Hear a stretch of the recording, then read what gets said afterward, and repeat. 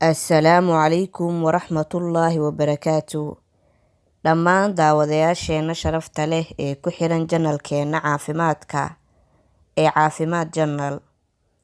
Waxaan ka hadli doonaa maanta xaaladaha caafimaad ee keena haraadka ama oonka lala soo toosa habeenkii.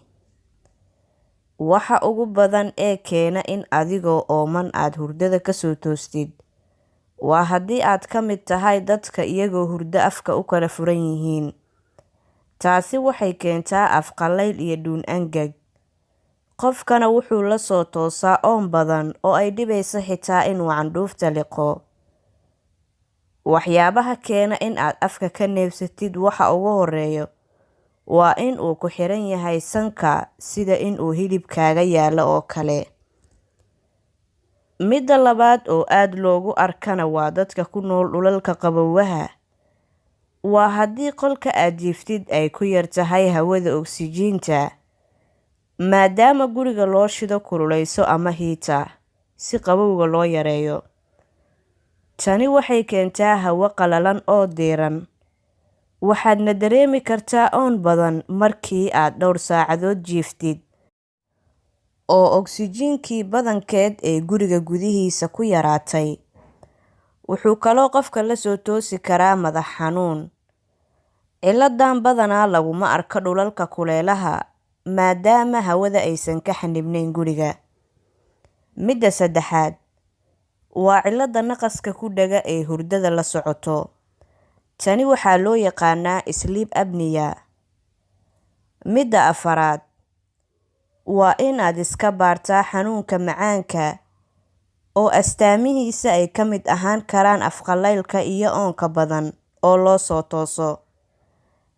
Inkastoo dadka qaarkiis ay dareemaan kaadi badan habeenkii, laakiin way dhici kartaa in aadan kaadi u soo kicin. Qodobka shanaad, waxaa la arkaa haddii aad ku cashaysid cunto ay ku badan tahay cusbada.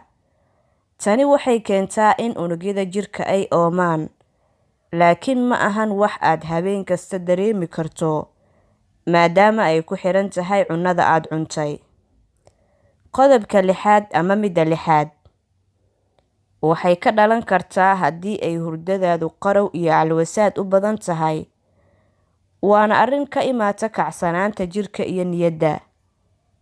Qodobka toddobaad, waxaa keeni kara daawooyinka qaarkood, khaasatan qaar ka mid ah kuwa hurdada loo adeegsado iyo kuwa kaleba. Haddaba sideed ku ogaan kartaa ciladaada nooca ay tahay? Ugu horeyn, ku dadaal in aad adkaarta iyo ducada hurdada aad akhrisatid si aad uga badbaadid wixii hurdada kaa qasi kara oo qarow iyo calwasaad ah. Isku day in aadan cunin cunno cusbada ay ku badan tahay iyo sidoo kale cuntada ay ku badan tahay dufanka inta aadan jiifanin. Ku dadaal in qolka aad jiifanaysid uu helo meel hawada ay ka soo gasho kana baxdo. Wejigana ha daboolin markii aad jiifanaysid. La xiriir dhakhtar si loo hubiyo in aadan qabin cudurka macaanka, caburka sanka, xiiqda iyo naqaska kugu dhaga. Iska hubi daawada aad isticmaalaysid in aysan lahayn waxyaalo sida afqalayl iyo oon badan. Waan filayaa walaalaha qaaliga ah inaad ka faa'iidaysateen cashirkeena maanta, kaasoo ku saabsanaa waxyaabaha keeni kara qofka in uu habeenkii la soo kaco oon badan ama haraad badan.